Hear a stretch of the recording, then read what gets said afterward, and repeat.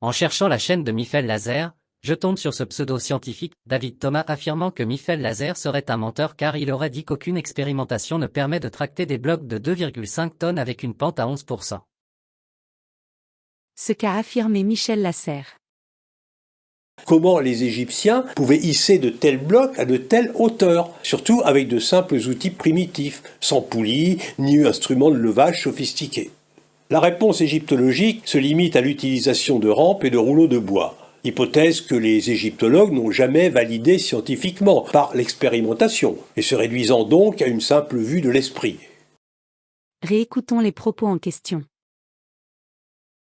La réponse égyptologique se limite à l'utilisation de rampes et de rouleaux de bois, hypothèse que les égyptologues n'ont jamais validée scientifiquement par l'expérimentation. Donc selon les propos de Michel Lasserre, aucune expérience scientifique n'a permis de valider l'hypothèse selon laquelle les Égyptiens utilisaient des chariots en bois pour gravir des rampes.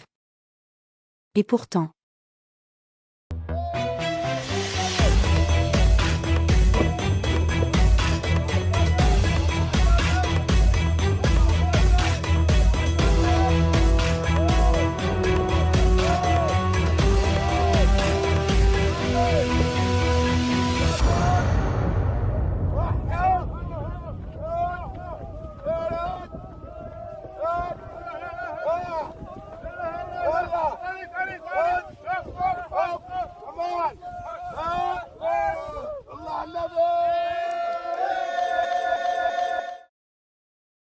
en résumé, Michel Lasserre ment véritablement quand il affirme qu'aucune expérimentation n'a permis de valider le tractage de blocs sur des pentes à l'aide de chariots en bois.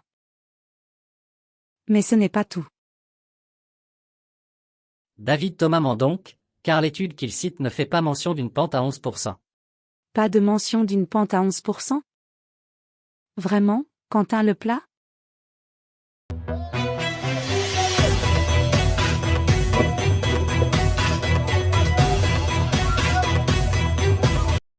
Revoyons la séquence au ralenti. C'est peut-être aller trop vite pour Quentin Leplat.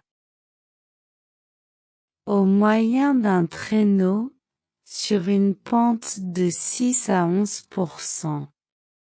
Je n'ai pas bu. J'aurais craché. Alors, lorsque vous croiserez le chemin de ce triste sire de la pensée, David Thomas, alias El Coyote, rappelez-lui les mensonges qu'il utilise pour accuser les autres de ses travers.